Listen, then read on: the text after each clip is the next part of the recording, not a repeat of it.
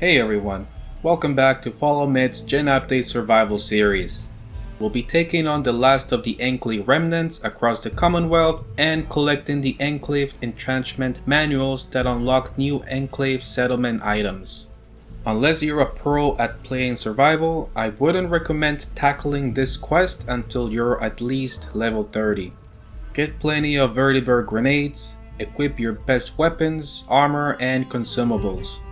This is the hardest quest from the Gen update, and it features a lot of fully upgraded Exo 2 power armor enemies with Tesla cannons, plasma rifles, and heavy incinerators. This is the go-to place to take advantage of the companion Carryweight exploit.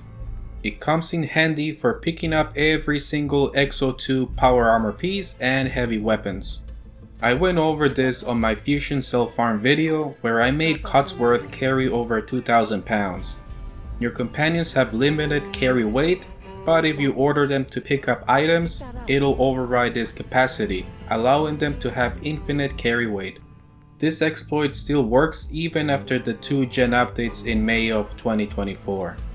We'll start Echoes of the Past by investigating a missing caravan near Saga's Ironworks.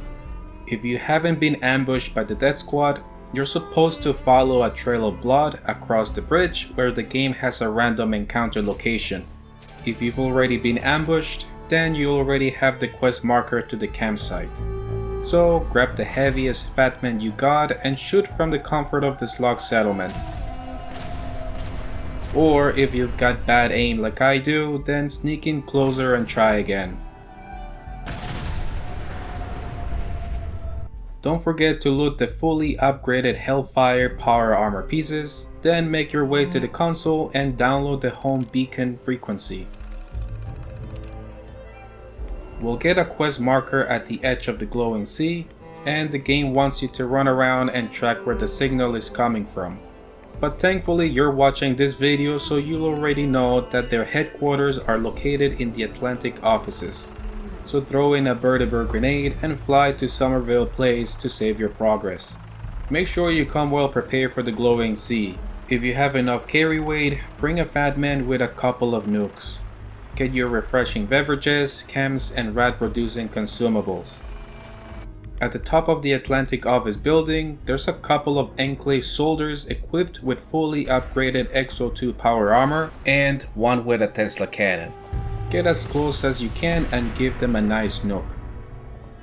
Once inside, the building is gonna go into lockdown, so we have no choice but to keep going down.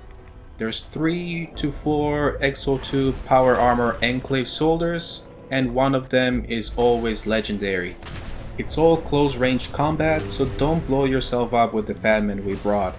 There's a lot of crates with ammo and weapons, so start filling up your companions' bags as you progress to the lower levels.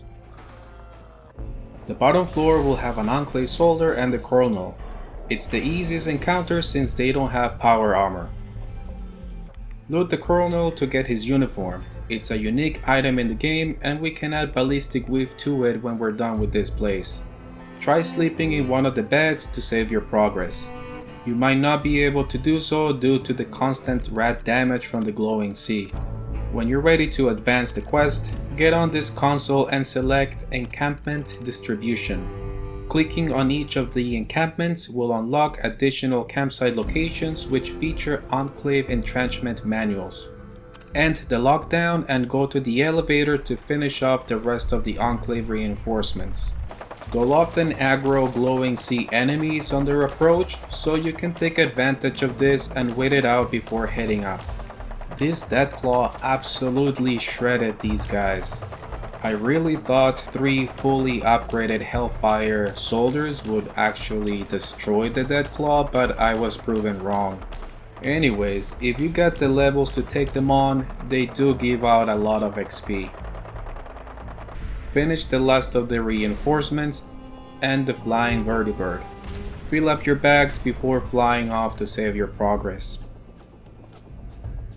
These campsites will have more Enclave remnants in Hellfire power armor, so you still gotta come prepared for these. We'll start with the western campsite. This one has a Hellfire power armor soldier equipped with a Tesla cannon. Get as close to it as possible and just nuke the hell out of them.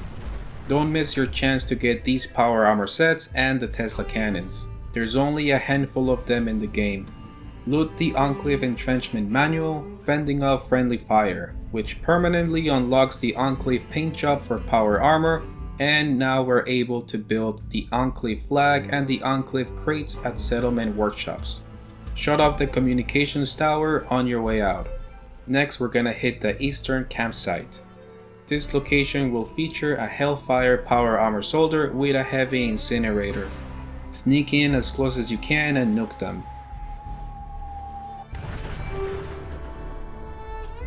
Get the power armor sets and loot the Enclave entrenchment manual, technological superiority, allowing us to build the Enclave laser turrets and communication tower at settlement workshops. Don't forget to shut off the communications tower. Lastly, we'll go to the southern campsite. They'll have another hellfire power armor soldier, and one of the combat armor troops will have a Tesla cannon. Give them one last good nuke. Loot the Tesla cannon and the power armor sets.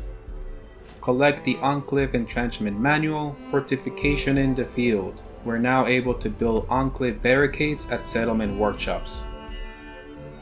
And there you have it, folks. We've got a ton of hellfire and Exo-2 power armor sets, 4 Tesla cannons, ammo, and a hell of a lot of junk.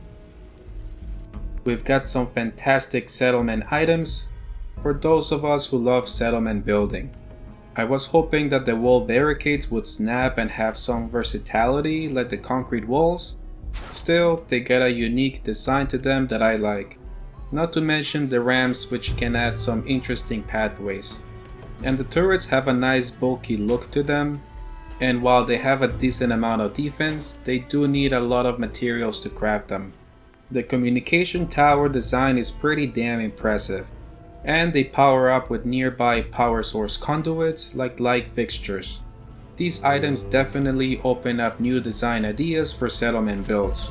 Lastly, we can modify the Colonel uniform with ballistic weave, giving it 160 ballistic resistance and 110 energy resistance. We can also winterize the uniform and add miscellaneous modifications like the biocom mesh for additional camp duration. So we've cleared all of the Enclave Creation Club content, and all we got left to do is the Halloween quest.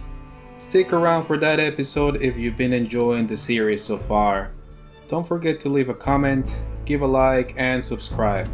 Thanks for watching. I'll see you on the next one.